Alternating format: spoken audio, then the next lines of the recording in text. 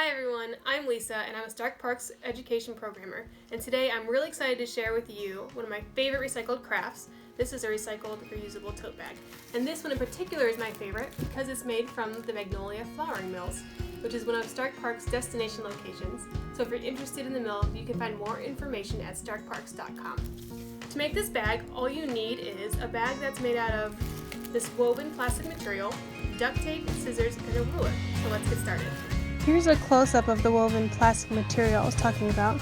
It's most commonly found in any type of animal feed bag. Okay, so the first thing we're going to do is decide how long we want the bag or how deep we want it to be. So the easiest way to do this is to find a spot on the bag that's an easy guide, and you're going to cut across there to make the bottom nice and even. You can use a picture, you can use a logo, anything like that. It gives you a nice straight line.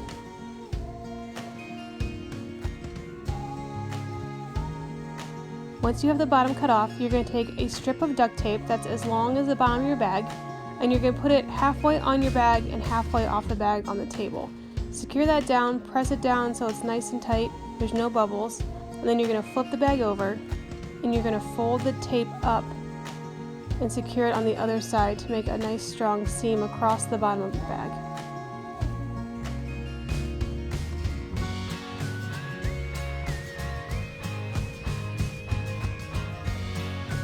Once you've done that, you're going to stand your bag up and open it up, and you can take another piece of duct tape as long as the bottom of your bag, and you can secure it on the inside. That will just reinforce your bag, so if you have heavy items in it, it's going to hold up a lot better.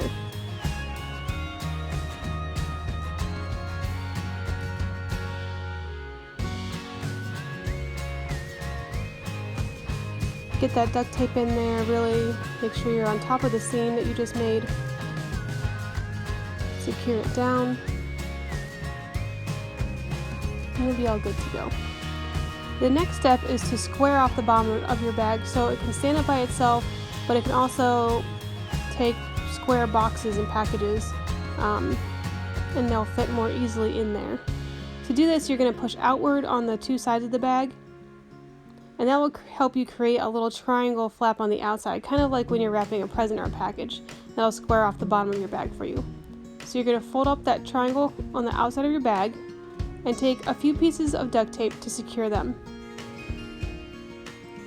Now if you wanted to, you can use some creativity here, put some personality into it. You could use a different color of duct tape or a different style if you wanted to.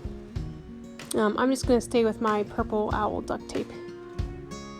So you're going to tape down both sides, and then I'm going to fill in the spots at the bottom so it's all colorful, it all matches, and puts a little pop of design on my bag on the sides. So I fill in that other spot to make it even, so it's kind of an even triangle, and then that side is all done. So now we're going to do the exact same thing to the other side. I'm going to open up the bag. Now I had to adjust my tape just a little bit on the inside to make sure the seam went all the way to the corner. And then we're going to do the same thing. Push out on the sides of your bag to make a nice flat base, which will kind of automatically create that corner for you to pull up on the outside. You can line it up with the seam on the bag, and you're going to do the same thing. Again, you can use different colors, or you can match whatever color you used on the other side. We just want to make sure this is a nice secure flap to give some structure and shape to your bag.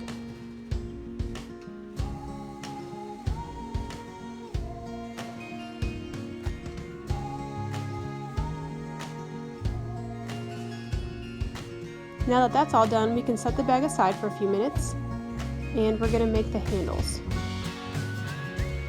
Now to make the handles, you'll want, for each handle you need 2 pieces of duct tape that are about 18 inches long. I wouldn't go any shorter than 16 inches, but you could definitely go longer if you like long handles, like if you want to put it over your shoulder as opposed to just carrying it in your hands. So whatever length you have, you're going to take 1 piece of duct tape, sticky side up, and the other piece of duct tape you're going to overlap about halfway, sticky side down, and you're going to fold the flap over. What this is going to do, it's going to reinforce the handle, and it ends up giving you 4 layers of duct tape by the time you're done. So it's a nice sturdy handle. So you can see I flipped it over, and then we'll secure the other side of the tape by folding it over. and smoothing it down. You'll need 2 handles, so you can set that one aside, and then it's time to make your another one. Again, you're going to take your tape, sticky side up, your other piece of tape, sticky side down, overlap it about halfway, and then you're going to fold the edges up and over to make layers on your handle.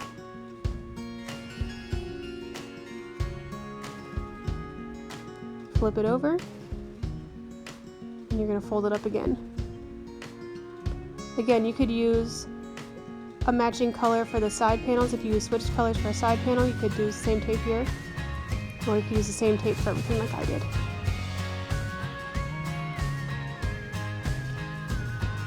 Now what's left is to tape on your handles. You can position where you want them on your bag. Just make sure that they're nice and even. Try to be centered so they're going to carry the weight inside evenly. So once I've got that centered, I'm going to take my 3-inch piece of duct tape and just tape right in the center of the handle, and then bring the other side over, make sure it's not twisted in the middle, and secure that side too.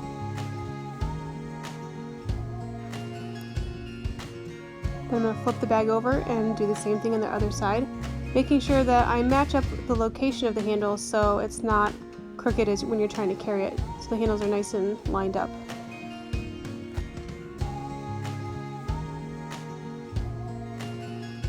Again, make sure it's not twisted.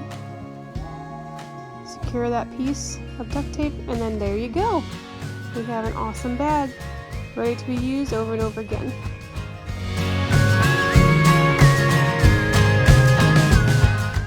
So here's my finished project from today, and I'll show you a few other options you have when making your bags to personalize them. As you can see on this goat feed bag, I used a pattern tape at the top and a corresponding color for the handle and the bottom.